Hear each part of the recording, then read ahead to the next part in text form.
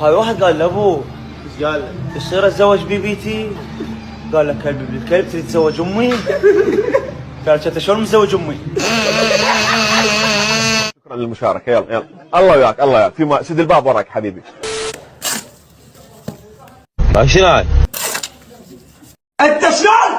ها احنا لكل صاحب وفاي احنا وفا. هاي امي وردة مال الله، بس خلينا نشوفكم الشغل ماله وشغله فد شيء حلو يعني مونتاج. بس الكاميرا والماي.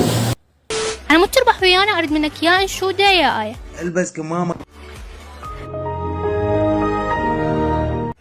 ايه قرانيه؟ آية قرآنية. بسم الله الرحمن الرحيم شو صار؟